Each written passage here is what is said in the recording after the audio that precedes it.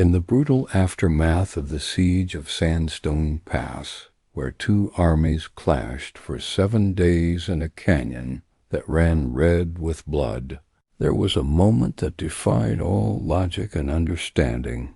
General Arken, the Sun General of the Western Coalition, bearer of the Solar Lion's mark for 15 years, the man who had never retreated from any battlefield, fell. Not to enemy sword or arrow, but to exhaustion and wounds too numerous to count, his body finally reaching its limits after holding a critical position for 3 days without rest. As he collapsed among his wounded soldiers, his legendary mark flickering weak as a dying candle, everyone assumed the battle was lost, that without their general's leadership, the coalition forces would be overrun and destroyed. But they did not account for Irina, a battlefield medic with no mark, no divine power, only determination forged in the fires of seeing too many good people die for too little reason. She found Arken barely conscious, his mark so dim it was almost invisible, his breathing shallow and erratic. She had supplies for perhaps a dozen more soldiers, medicine that could ease their passing, but not save their lives. The logical choice was to move on, to help those who could actually be saved. But Irina looked at the fallen general and saw not legend or strategy, but a man dying alone, and she could not walk away. She used her last supplies on him, bandaged his worst wounds, forced water between his cracked lips. And when enemy forces broke through the coalition lines, when retreat became rout and everyone fled to save themselves, Irina made a choice that would echo through history. She lifted the unconscious general onto her back and carried him from the battlefield, staggering under his weight, refusing to leave him behind, even when staying meant death. And as she stumbled through blood-soaked sand with his dying mark pressed against her spine, something impossible happened. The Solar Lion, faced with losing its chosen vessel, reached out to the one who refused to abandon him. It marked her too, splitting its power between them, binding them together in ways no one had witnessed before. Two souls, one shared mark, forged in desperation and compassion. This is their story. The siege of Sandstone Pass had been inevitable for months. Tensions between the Western Coalition and the Eastern Alliance finally erupting into open warfare over control of trade routes and water rights in the contested territories. The pass itself was a strategic choke point, a narrow canyon through otherwise impassable mountains, and whoever controlled it controlled access between the desert's eastern and western halves. The coalition, led by General Arken, arrived first and fortified the pass, making it nearly impossible to assault.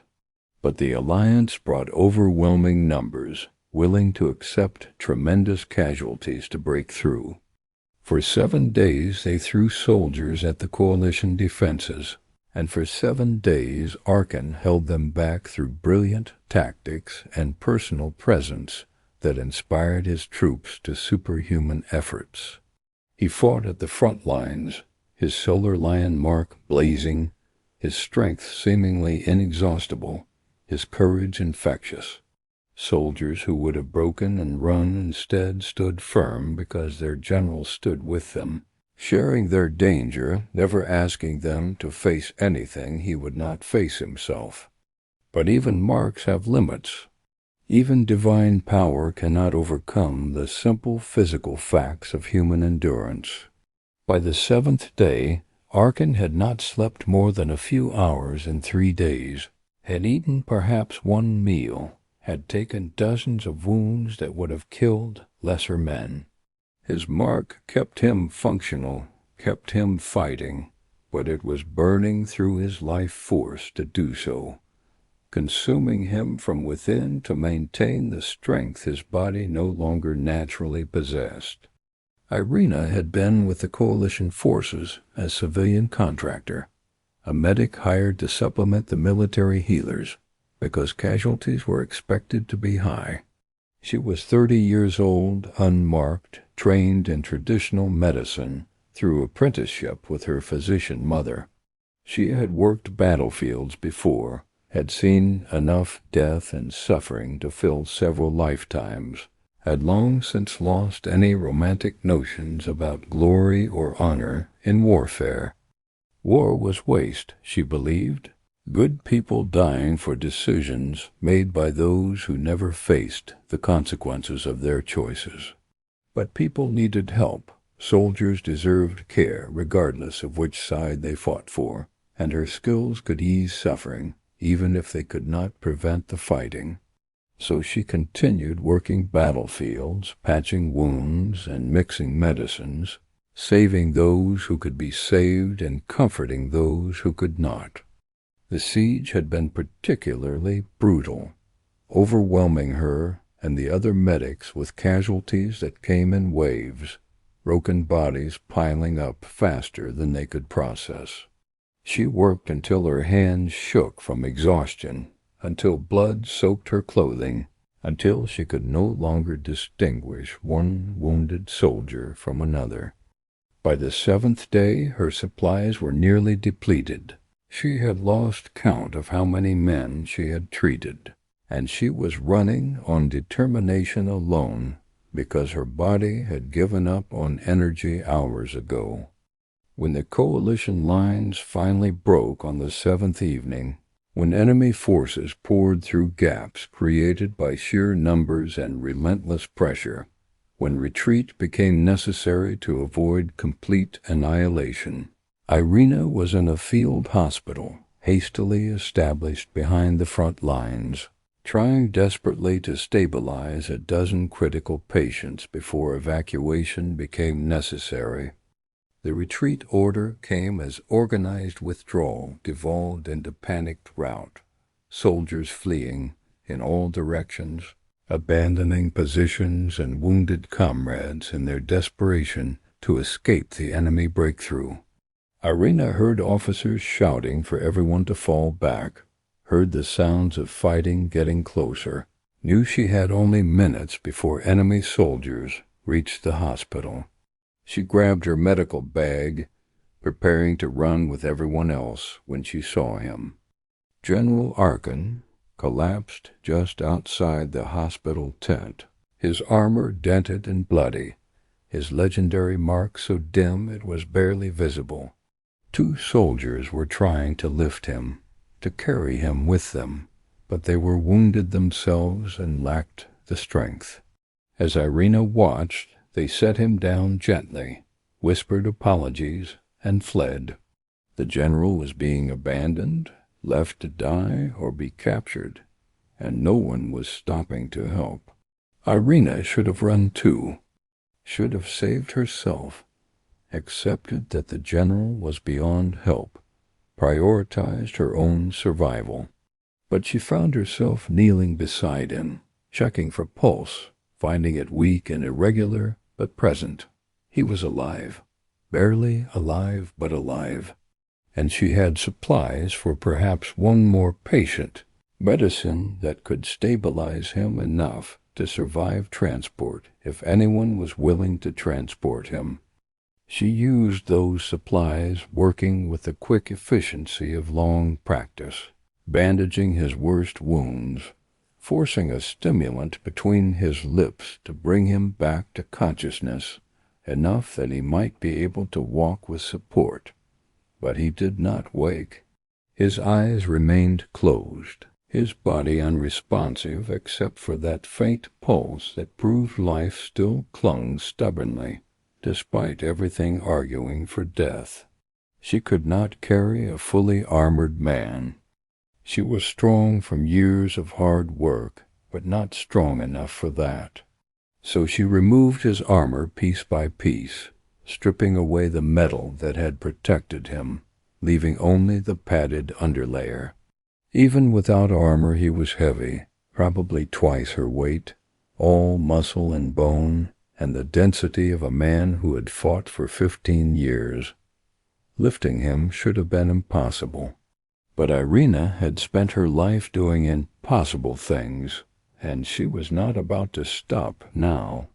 She got him into a sitting position, turned around, pulled his arms over her shoulders, and stood. His weight was crushing, her legs shaking, her back screaming protest. But she took one step, then another, away from the battle toward the mountains where coalition forces were regrouping. She did not think about how far she had to go, did not calculate whether her strength would last, simply focused on the next step, and the next, and the next. Soldiers ran past her, some glancing at her burden with pity or incomprehension, but none stopping to help. Everyone was focused on their own survival, and helping meant slowing down and slowing down, and slowing down meant dying. She understood. She did not judge them. She simply kept walking, kept carrying, kept moving, despite every physical indication that she had reached her limit. And as she walked, as Arken's weight pressed down on her and his dim mark pressed against her back through their clothing, something began to happen. Heat loomed where the mark touched her, spreading through her body like liquid fire. Not painful, not yet, but intense and overwhelming, as if something vast was flowing into her through that point of contact. Her legs, which should have collapsed after the first 100 yards, steadied and strengthened. Her breathing, labored and harsh, evened into sustainable rhythm. Her vision, graying at the edges from exhaustion, sharpened and clarified. Energy flooded her muscles. Not her own energy, but something else, something being shared through the mark's contact with her body. She did not understand what was happening, could not spare attention to analyze it, simply accepted the impossible gift of strength, and kept moving. Behind her, she heard enemy soldiers entering the abandoned hospital, heard them shouting to each other, heard the sounds of looting and destruction. If they pursued fleeing coalition forces, if they caught her, they would kill Arken, and probably her as well. She needed distance, needed to reach the mountain paths where pursuit would be difficult. She needed to keep moving. She walked through the night, Arken unconscious on her back, his mark burning against her spine, heat and light building with each mile. Twice she had to hide from enemy patrols, crouching in shadow with her burden, holding her breath, praying they would pass without noticing. Both times they did, luck or divine intervention sparing her from discovery. As dawn approached, as she finally staggered into the mountains where coalition survivors were gathering, the heat and light reached critical point. Arken's mark, which had been dying and dim, suddenly blazed to life with intensity that made everyone nearby cry out and shield their eyes. Golden light erupted from him so bright it turned pre-dawn darkness into midday brilliance. But the light was not just his.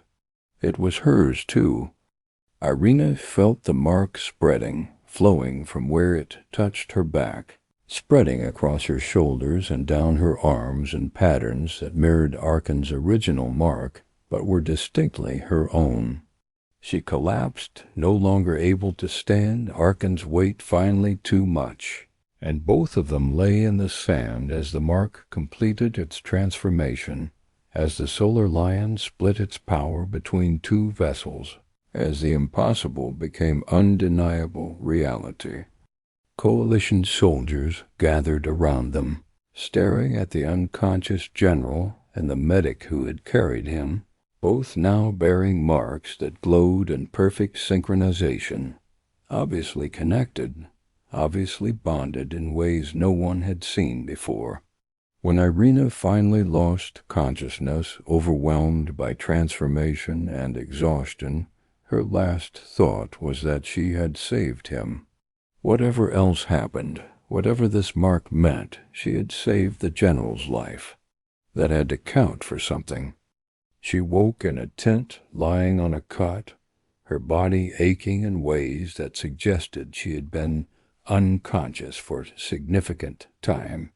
Sunlight filtered through canvas, indicating day, though she had no idea which day or how long she had been out. She tried to sit up and found her body responding sluggishly, muscles protesting movement, head swimming with dizziness.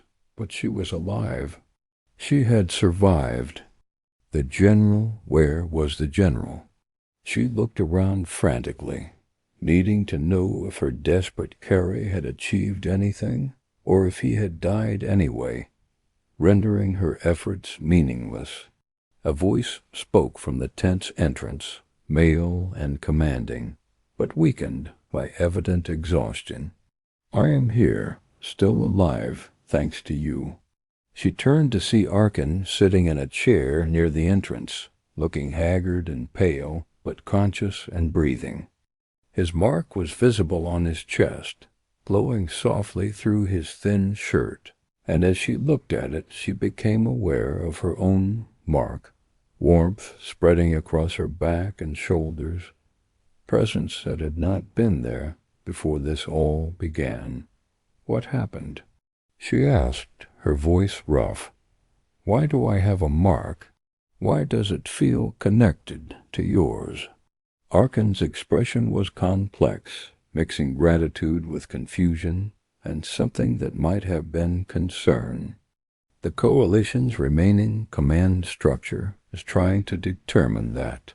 What we know is that you carried me when everyone else fled, that my mark was dying when you found me, and that maintaining contact while you carried me seems to have triggered something unprecedented. The Solar Lion marked you, Irina, split its power between us rather than letting me die. We are bonded now, connected in ways that go beyond normal mark bestowal. When you hurt, I feel it. When I use my power, you feel it. We are, for lack of a better term, two halves of what used to be one whole. Irina tried to process this, the implications overwhelming. I am just a medic. I have no training with divine power, no preparation for being marked. How can the Solar Lion choose someone like me? The same question has been asked, Arken said with faint smile. Coalition leadership is divided between those who see this as divine approval and those who think it is aberration that needs correction. But the marks are real, the connection is undeniable, and I am alive when I should be dead. Those facts matter more than speculation about whether you are worthy. He paused, then continued with obvious sincerity. You saved my life, Irina. You carried me for miles when you should have fled, when helping me meant risking your own survival. I owe you a debt I cannot possibly repay. The least I can do is help you adjust to this mark you received because of me. Before Irina could respond, before she could articulate the dozen questions racing through her mind, another voice cut through the tent. General Arken, the medic is awake? Good. We need to speak with both of you immediately. The speaker was a woman, perhaps 50 years old, wearing the insignia of Coalition Command, her expression stern and assessing.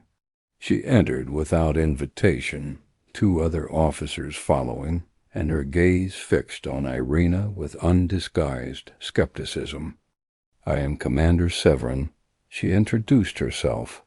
I need to understand exactly what occurred on that battlefield, how you came to bear a mark, and whether this situation represents opportunity or liability for the Coalition. Tell me everything. Irina explained honestly and completely, leaving nothing out. From finding Arken abandoned, to carrying him through the night, to collapsing as the mark manifested. Severin listened without interrupting, her expression unreadable. When Irina finished, the commander turned to one of her officers. "Your assessment?"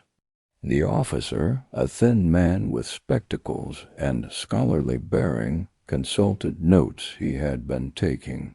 "The phenomenon appears to be unprecedented, but not without theoretical basis.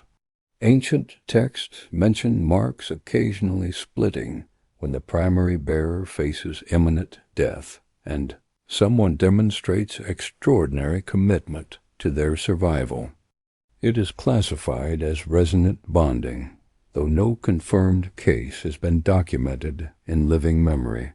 The theory suggests that the divine power recognizes exceptional qualities in the rescuer and chooses to preserve the mark by expanding to include them rather than allowing it to die completely. If this is genuine resonant bonding, then both General Arken and this woman are equally chosen, equally important, and equally bound to each other for the duration of their lives." Severin's eyes narrowed. "And if it is not genuine? If this is some sort of fraud or delusion?" "The mark's behavior would be different," the scholar answered. "False bonding produces unstable manifestations, marks that flicker and fade, connections that weaken over time. True bonding produces what we are seeing: perfect synchronization, stable light, connection that strengthens rather than degrades. We can test further if you wish, but based on initial observation, this appears authentic." Severin looked between Arken and Irina, calculation obvious in her expression. "Then we have a situation. A battlefield medic, unmarked and unknown, is now bonded to our most successful general. This will generate questions about legitimacy, about her fitness for such a role, about whether she can be trusted with power and connection to someone so vital to coalition efforts. We need to manage this carefully, or it becomes liability rather than asset." "She is not a liability," Arken said, his voice carrying command authority despite his weakened state. "She is a medic who saved my life when everyone else fled. She carried me for miles under conditions that should have killed her. The Solar Lion marked her because she demonstrated qualities worth marking. If anyone questions her legitimacy, they question the totem's judgment, and that is not ground they want to stand on." Severin's expression did not soften. "I question nothing about divine judgment, General.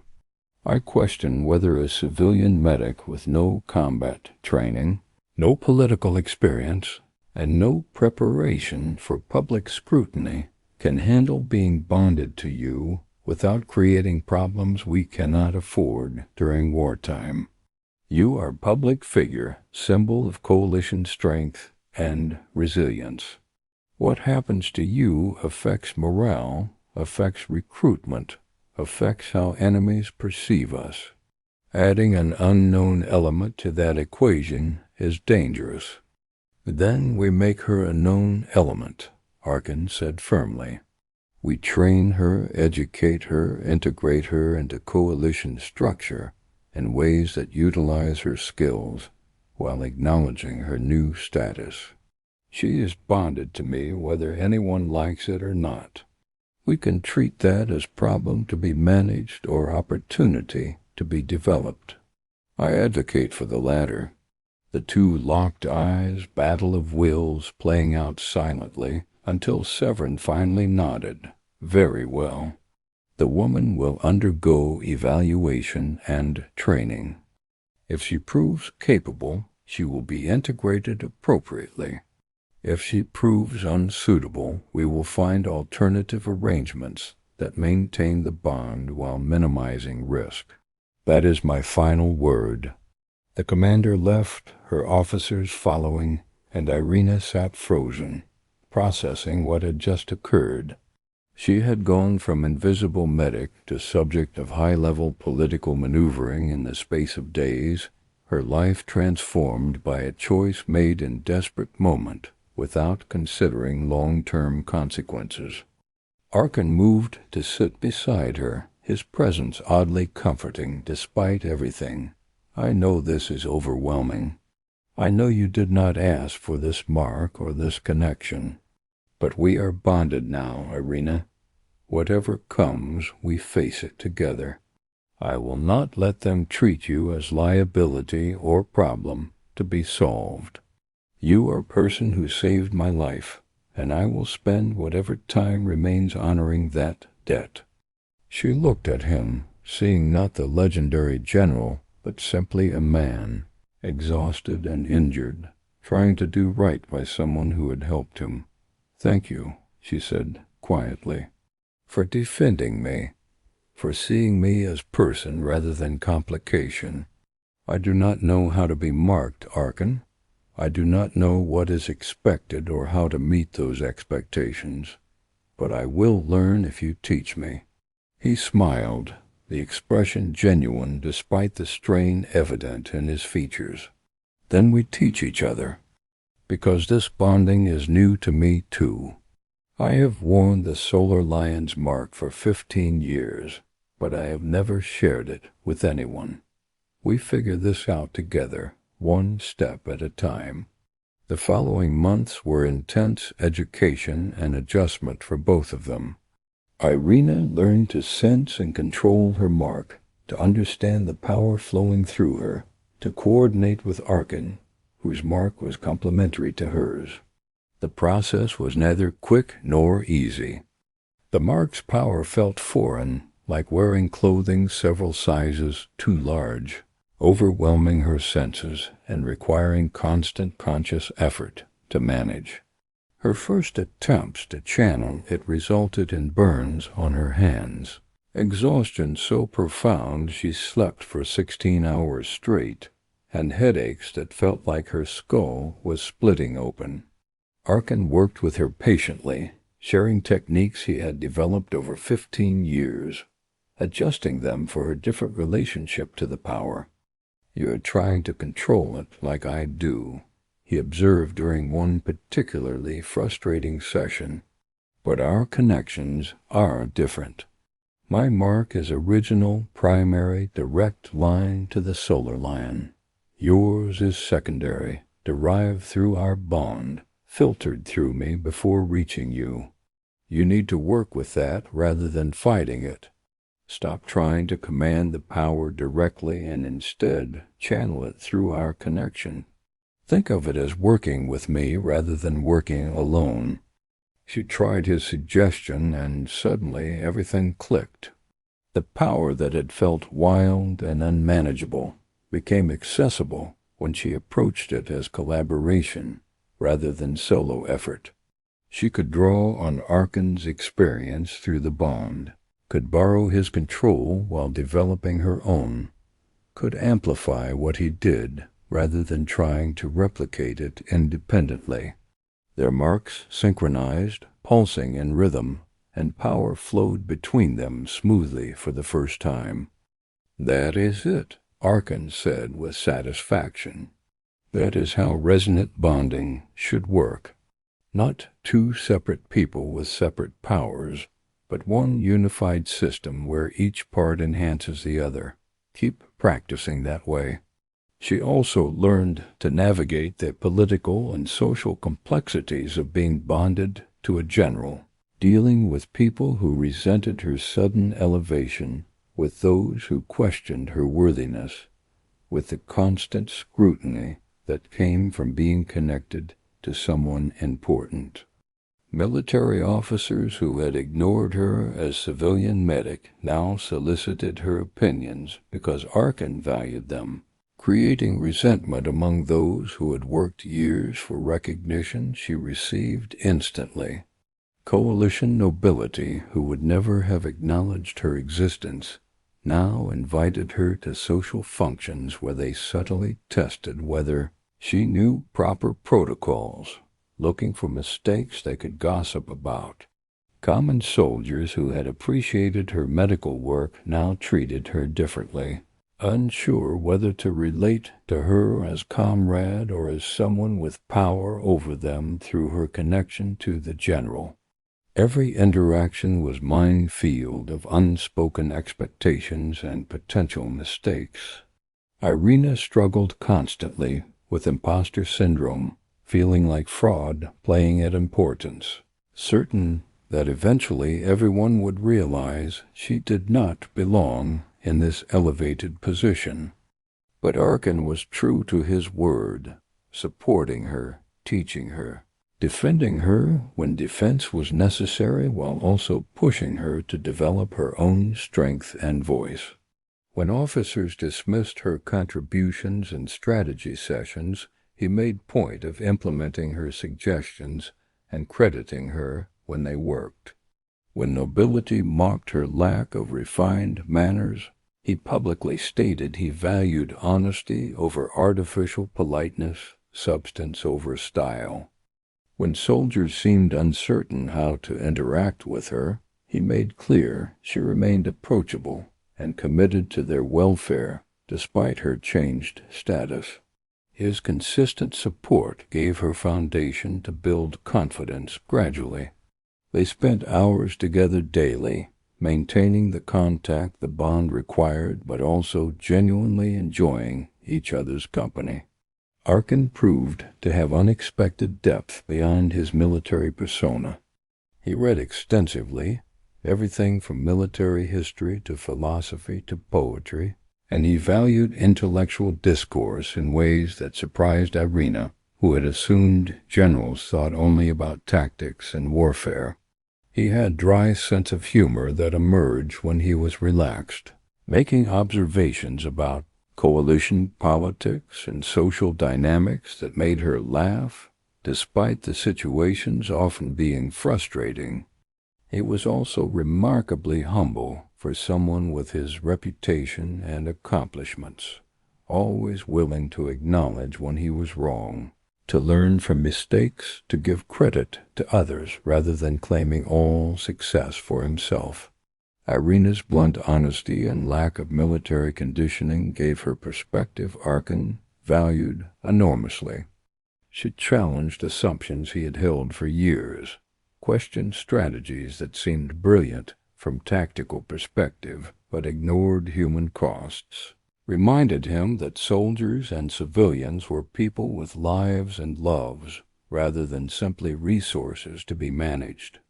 While his experience and tactical intelligence helped her understand complexities she had never considered, the interconnections between military decisions and political consequences, the ways that present choices created future opportunities or constraints.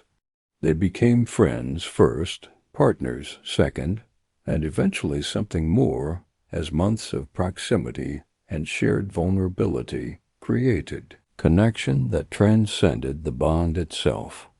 The shift from friendship to romantic love was gradual and natural. No dramatic revelation, but quiet recognition that they wanted to be together, not because the bond demanded it, but because they had found in each other something irreplaceable. 3 months into their bonding, they faced their first major test as partnership. The Eastern Alliance launched surprise offensive against coalition positions in the Southern Territories, catching defenders off guard and making significant gains before coalition command could respond.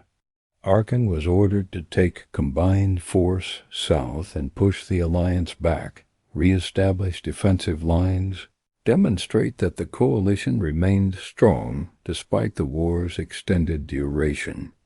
It would be his first combat command since being bonded, first time testing whether he and Irina could function effectively together under actual battle conditions rather than training scenarios.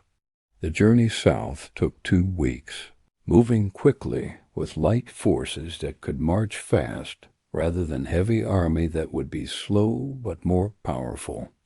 Irina rode beside Arken, learning to function on horseback, despite never having ridden extensively before, pushing through discomfort and exhaustion to keep pace. The soldiers were coalition veterans, experienced and skilled, but they were also uncertain about having the general's bonded medic accompanying them into combat. Would she be liability? Someone requiring protection rather than contributing to mission success? Would the general's focus be divided between tactical necessities and keeping her safe? The questions were unspoken, but evident in looks and whispers that Irina felt acutely. She knew she had to prove herself, had to demonstrate value that justified her presence. When they reached the conflict zone, when scouts reported Alliance forces holding fortified positions that would be costly to assault directly, Arken held council with his officers to determine approach. The obvious strategy was frontal assault, accepting casualties to overwhelm enemy defenses through superior numbers and ferocity. But Arken hated such approaches, the waste of lives spent like currency to purchase victory. There must be better option, he insisted. We cannot afford losses on the scale that frontal assault would demand. Irina, who had been listening quietly, spoke up despite her uncertainty about offering tactical advice. What if we do not assault at all? What if we bypass their fortifications and attack their supply lines instead? They have concentrated in those positions, which means they are drawing resources from rear areas. Cut those supply lines, force them to either abandon the fortifications to protect their logistics or remain in positions that become untenable when food and ammunition run out. It avoids direct confrontation while achieving same strategic goal of removing them from captured territory. Several officers looked skeptical, clearly questioning whether civilian medic should be offering military strategy. But Arken considered her suggestion seriously, studying maps, calculating logistics, seeing possibilities others had missed because they were too focused on traditional approaches. That could work. It would take longer than assault, require patience and precise execution, but the casualties would be minimal, and the Alliance would be forced into disadvantageous position. He turned to his officers. We implement this plan. Organize units for rapid movement and disruption operations. We bypass their strength and attack their weakness. The campaign that followed vindicated Irina's strategy completely. Coalition forces moved around Alliance fortifications, struck supply convoys and logistics centers with speed and precision, created chaos in Alliance rear areas. Within 2 weeks, the fortified positions became untenable as supplies dwindled and reinforcements were cut off. Alliance forces retreated in disarray, abandoning captured territories without coalition having to fire more than a few shots in direct combat. When they returned to coalition headquarters and reported success with minimal casualties, Irina's contribution was recognized and her place in Arken's command structure became secure. She was not just the general's bonded medic, but valuable strategic thinker whose perspective complemented his own.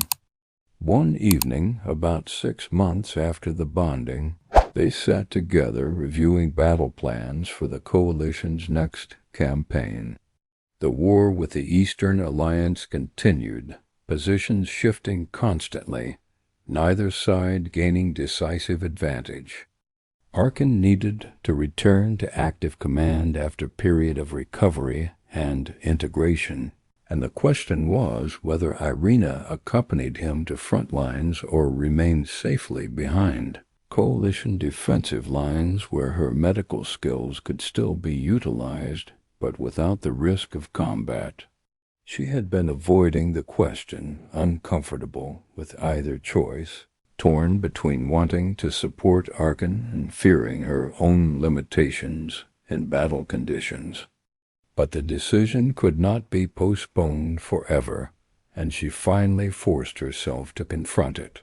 "I should come with you," she said, setting aside the maps they had been studying. "The bond makes separation painful for both of us, and trying to command while dealing with that pain seems like unnecessary handicap that could cost lives. But I'm also terrified, Arken. I am medic, not warrior. Being on battlefields as non-combatant treating wounded is one thing I understand and can handle. Being there as marked one who might be targeted by enemy forces, who has to fight rather than just heal, that is entirely different, and I do not know if I am brave enough for it. I do not want to be liability that gets soldiers killed because you are protecting me instead of focusing on broader tactical picture." Arken set aside his own papers and gave her his full attention, his expression serious but compassionate. "Courage is not absence of fear, Irina. It is acting despite fear because something matters more than your personal safety. You demonstrated that when you carried me from Sandstone Pass. You were terrified then, too. I could feel it through the bond, even in my semi-conscious state. But you did not let terror stop you from doing what you believed was right.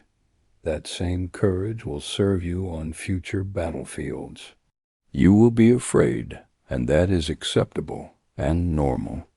The question is whether you can function despite fear, and I believe you can based on what you have already survived." But he continued carefully, "You should come only if you choose to, only if you feel it is right decision for you rather than simply what you think I need or want. The bond makes separation uncomfortable, yes, creates low-level pain and distraction that is annoying but manageable. We can endure that if necessary, can function adequately despite discomfort, if it means you feel safer and less burdened. You are not soldier under my command required to follow orders. You are partner, equal, someone whose choices and preferences matter as much as mine. If you decide staying behind is better for your well-being and peace of mind, I will respect that decision completely, and we will manage the consequences together without resentment or judgment. I will not think less of you for choosing safety, and I will not allow anyone else to think less of you either. What matters is that you make choice that is right for you rather than sacrificing your needs for mine." His words, his consistent respect for her autonomy, despite the bond that tied them together, made Irina's choice clear. The fear remained, was probably a permanent feature of life with her new mark and role, but fear was not sufficient reason to avoid what was clearly right course of action. "I choose to come with you, not because I must, but because I want to, because it is right choice, even if it is also frightening choice. Fighting together makes more sense than fighting apart, strategically and personally. I trust you to keep me safe as much as possible, and I know my medical skills will be needed wherever the fighting occurs. We are bonded, Arken. That means partnership, and partners face challenges together rather than separately. If I stayed behind in safety while you went into danger, I would hate myself for cowardice, and you would be fighting with one arm tied behind your back because of the separation pain. So we go together, and I will learn to be brave enough to match the role the Solar Lion gave me." He smiled, relief and pride evident in his expression. "Then together we go." and together we will show everyone that resonant bonding is not liability or weakness, but tremendous asset. That two people working in perfect coordination can achieve what one alone cannot. That marks shared make both bearers stronger rather than dividing strength between them. They returned to active campaigns together, Arken resuming command of coalition forces, Irina serving as both his bonded partner and as senior medic, overseeing care for wounded. The combination proved devastatingly effective. Arken's tactical brilliance was enhanced by Irina's perspective and the amplified power their bond provided. Irina's medical work was strengthened by access to mark power that could heal injuries beyond traditional medicine's reach.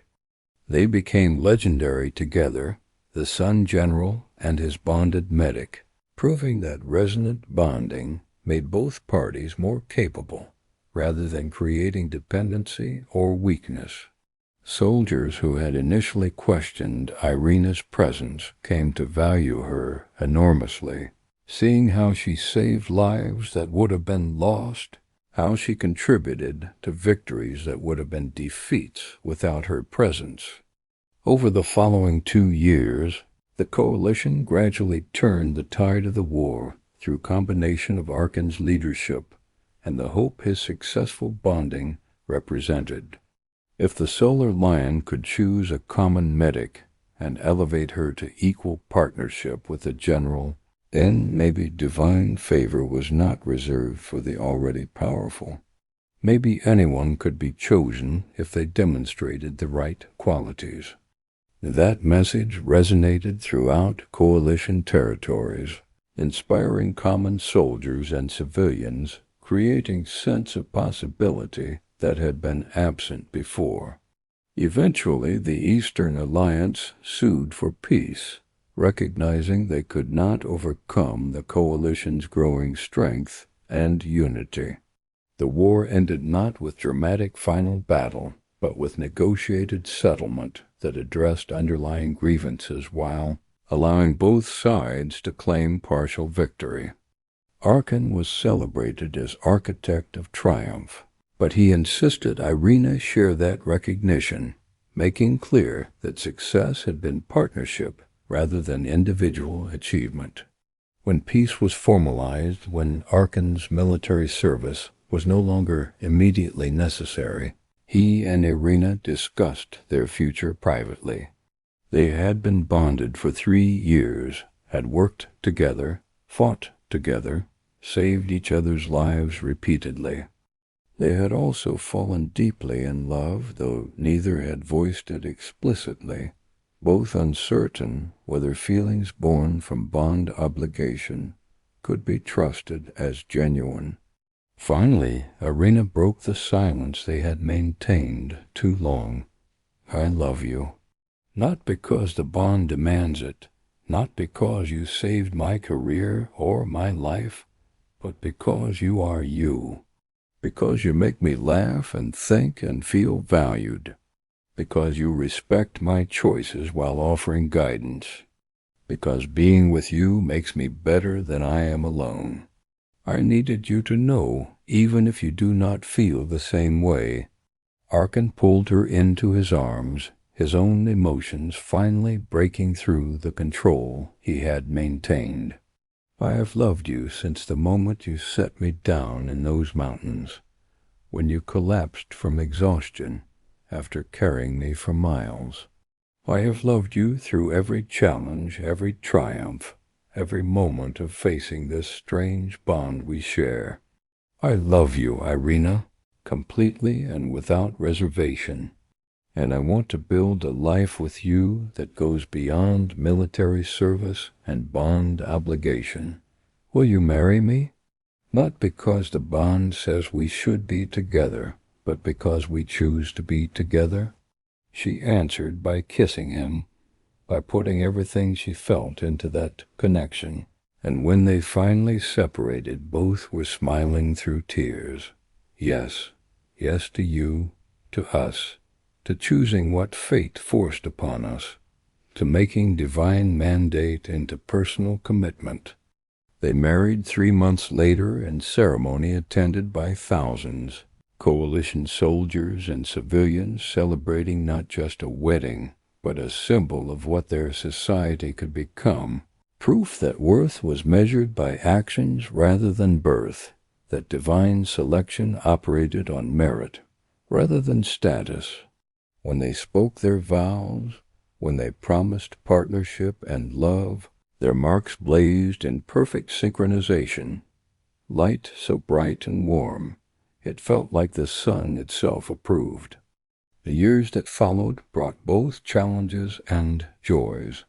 Arken transitioned from active military service to advisory and training roles, sharing his knowledge with next generation of officers while avoiding the politics he had never enjoyed. Irina established medical training programs throughout coalition territories, improving care for wounded soldiers and civilians, ensuring that knowledge that had been limited to wealthy urban centers became available in rural areas that had never had access before. They had children, 4 in total, each displaying various combinations of their parents' qualities, and some developing marks of their own in unexpected ways.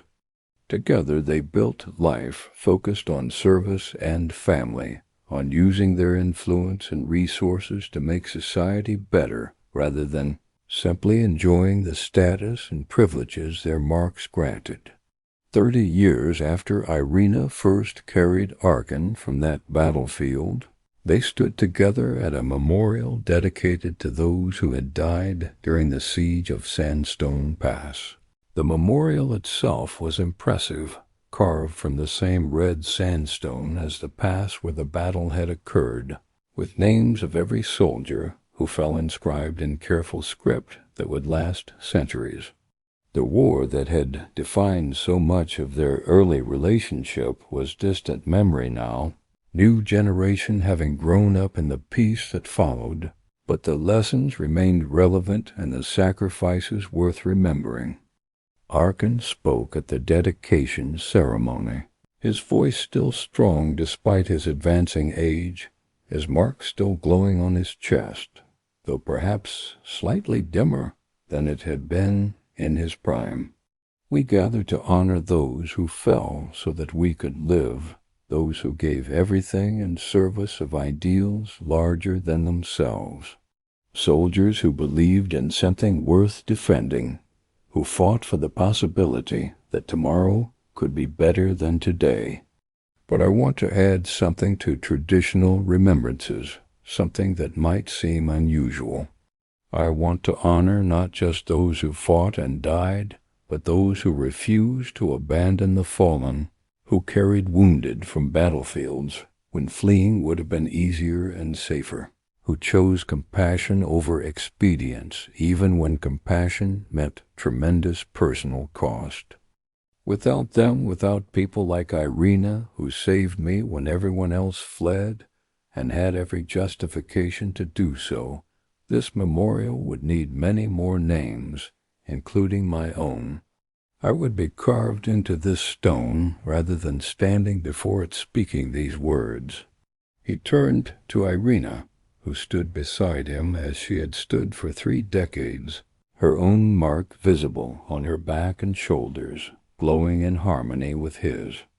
I fell on that battlefield, my mark dying, my body reaching its absolute limits, certain my story had ended in failure and defeat. But she carried me, refused to leave me behind, even when doing so defied all logic and self-preservation instincts. Her choice changed everything.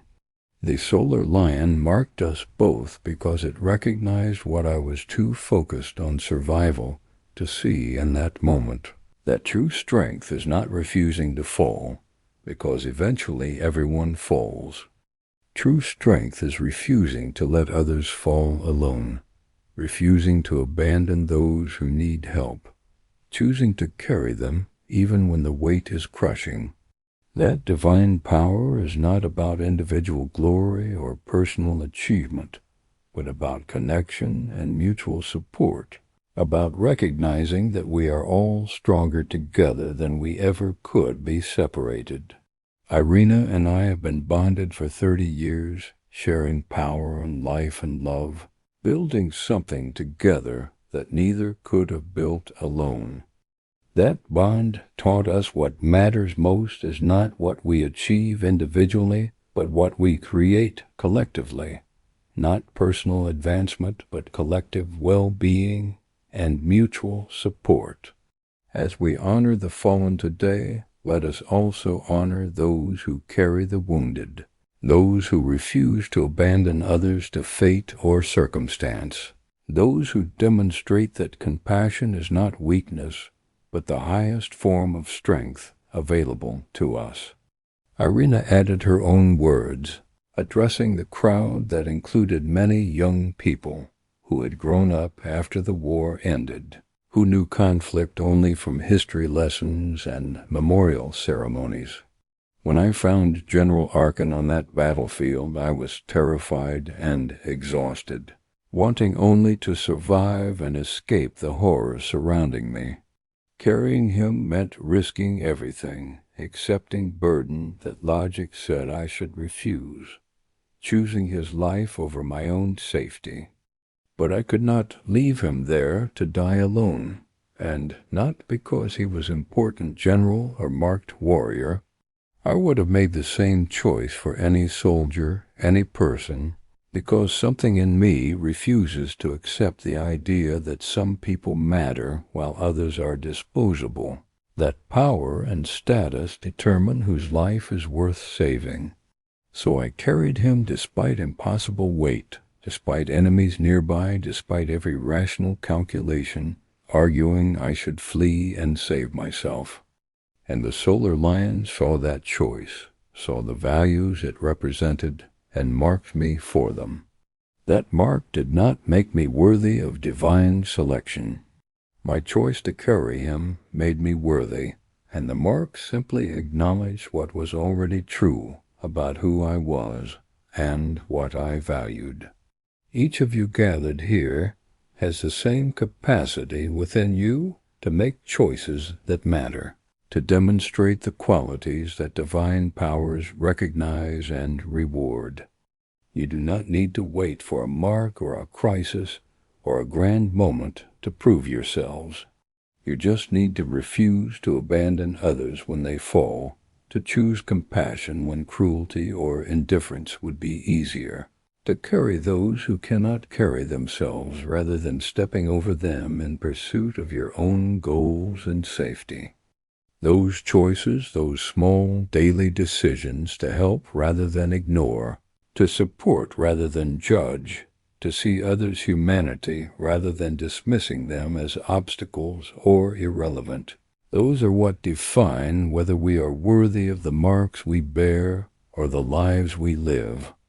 The Solar Lion chose to save its primary vessel by expanding to include me, but I think the deeper truth is that it chose to preserve someone who made choices it approved of, and it used me as instrument of that preservation because I was willing to be used that way, willing to sacrifice for another person despite having no obligation to do so. The ceremony ended with a moment of silence for the fallen, and then the crowd dispersed slowly, many approaching Arken and Irina to thank them for their words, to share their own stories of being carried through difficult times or of carrying others, creating connection and community around the memorial's central message that we survive and thrive through mutual support rather than individual strength. Later, they walked together through the memorial gardens that surrounded the monument, remembering friends and comrades who had not survived the war, reflecting on how far they had come from that desperate night when everything changed.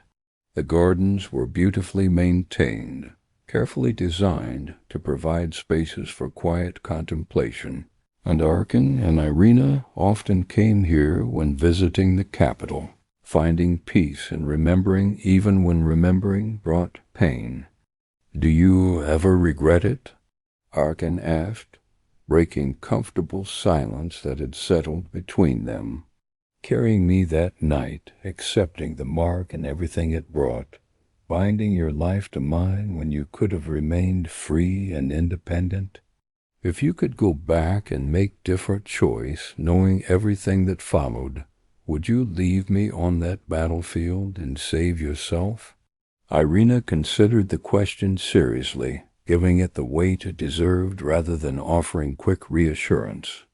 The question was important, deserved thoughtful answer rather than simple platitude. There were moments, especially in the early years, when I regretted the complications the mark brought, the burden of scrutiny and expectations, the constant pressure to prove I was worthy of divine selection and partnership with you.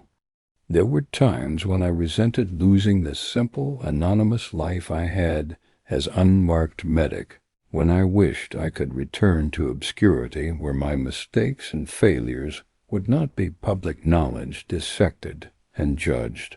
But no, I do not regret the fundamental choice.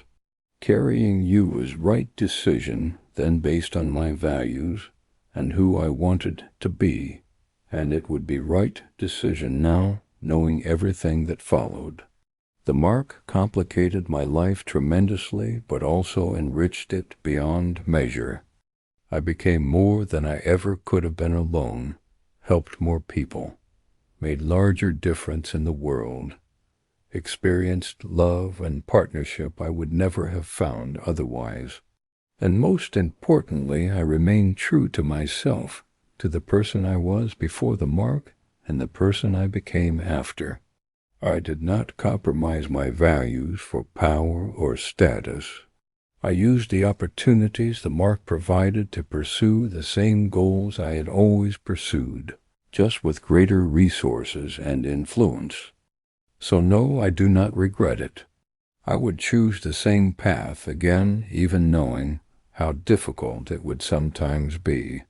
Arken took her hand, their marks glowing softly where their skin touched. Connection that had become so natural neither noticed it consciously anymore, as reflexive as breathing.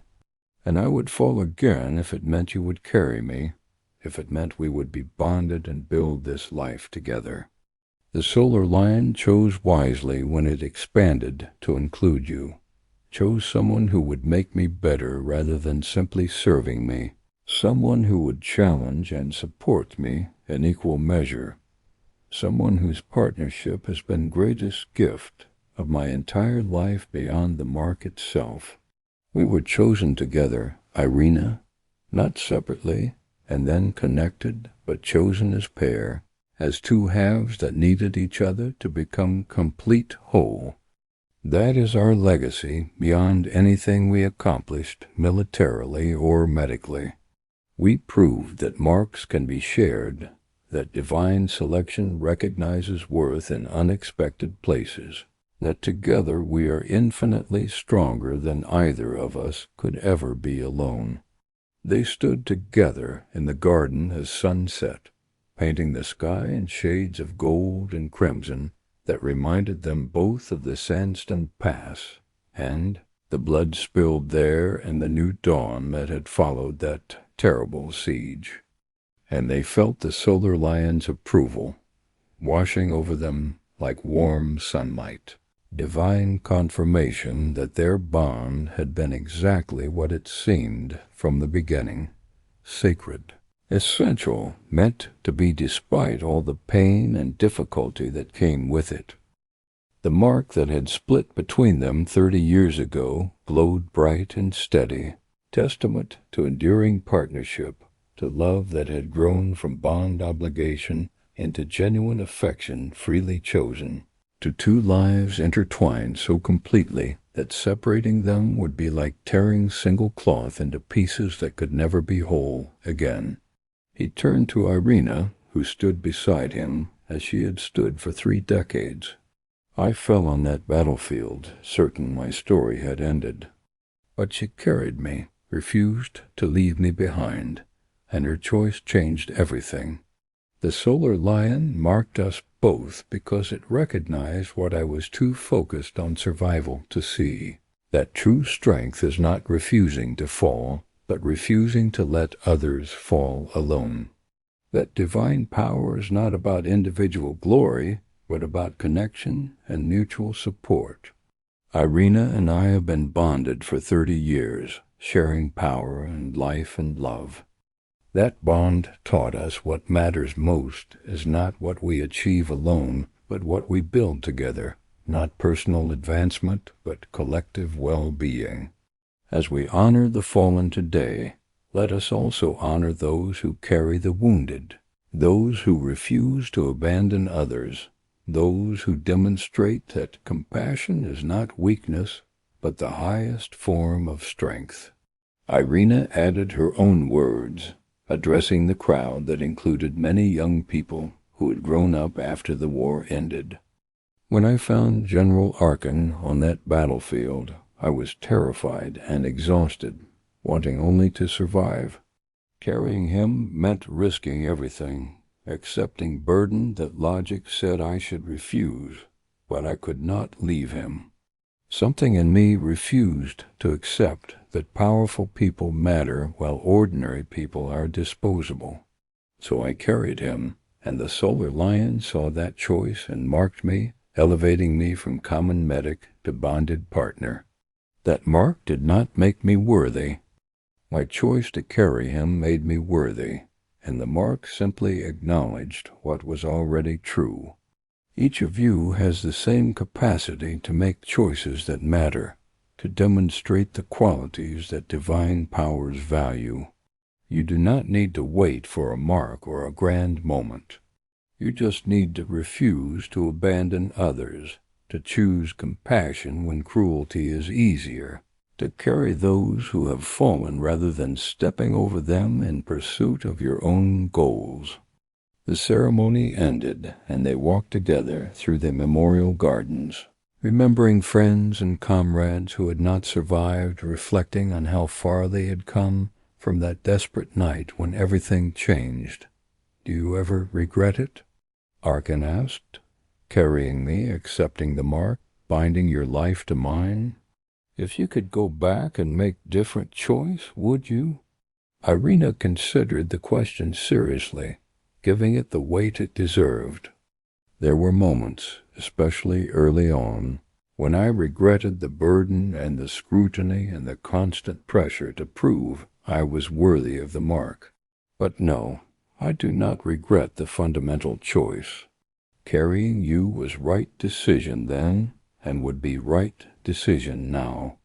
The mark complicated my life, but also enriched it beyond measure.